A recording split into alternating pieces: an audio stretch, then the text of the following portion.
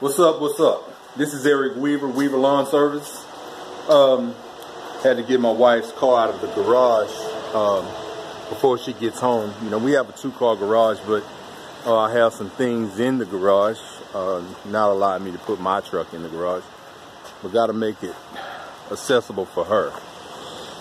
You know how we do. All of us is married. But anyway, the purpose of this video is to let you know about what you can do to kick this year off to a good start. What me and my wife have been doing for the last 10 years. Right now where I live, it's wet. It's chilly outside and it's very wet. And when it's like the weather's like this, it's been raining off and on pretty heavily for the past really week of real heavy rain, going in the second week. But one thing you can do to kick your savings in the high gear, along with what this advice that I'm giving as to what we do.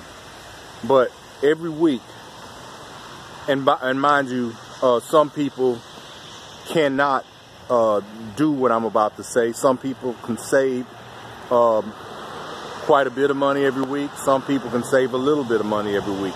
It does not matter as long as you are saving something. My great-grandparents used to say, save till it hurts. And that's what my grandparents and my parents have instilled into me and my brothers, and that's what me and my wife try to do, is save till it hurts.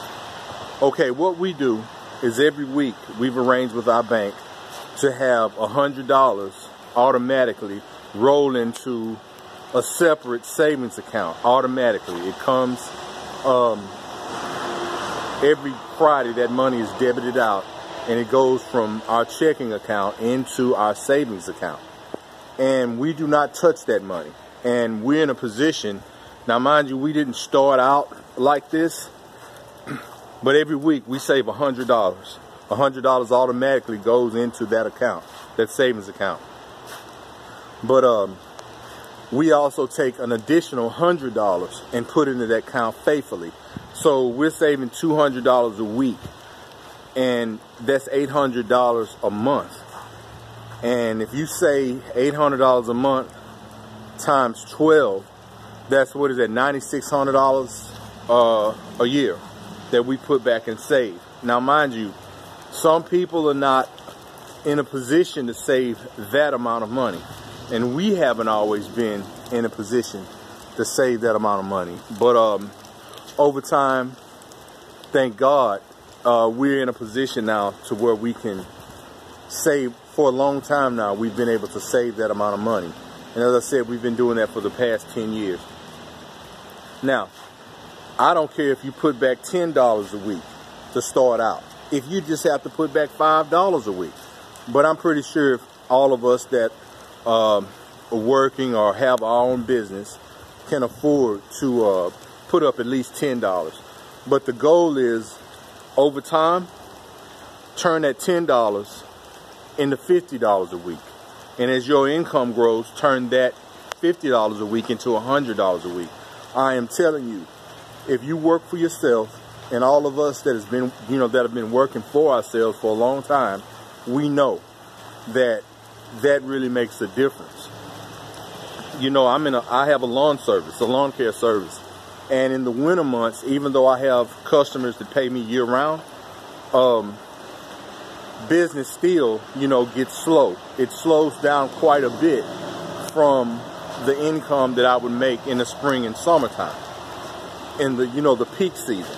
So that's why we put back money like we put back. I want to be able to live in the wintertime and my same lifestyle in the wintertime as I have in the summertime. And we don't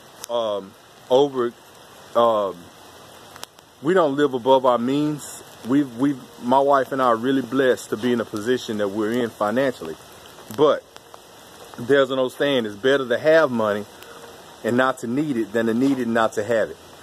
I've been in a position where winter months come, and before I discipline myself, you know, to where winter months come and I'm not prepared and I'm struggling because I did not do what I knew to do, and that's put back money in the spring and summer, and fall, you know, when your peak seasons. So I learned a hard lesson years back, and some of the best lessons are bought lessons, is what people say in my neck of the woods. You've heard the term, a hard head make a soft ass. Well, it's the same with business and anything else. Excuse me. If you don't do your due diligence and do what you're supposed to do in the peak seasons, you're going to suffer when business, you know, when the months come and business slows down. In the Bible, God talks about the ant, and He tells us to do you notice the ant? You sluggards, in Proverbs. The ant is always busy. He's always working because he knows there's going to come a time when hard times are going to befall the mound. So they continuously work, If you kick down an ant bed, that ant, you know, he don't run off sulking, so to speak. What do? They regroup, and they get right back to rebuilding that mound. You can kick it down 100 times, they just gonna keep building. That is the mind state that we have to have. You have to take, let that ant be an example. We have to keep pushing until we position ourselves to where we're financially healthy. You know, where our bank accounts is financially healthy, where we don't have to struggle. And, you know, we save quite a bit of money every year. And we've been doing this for the past 10 years, so we've amassed quite a nice sum of money.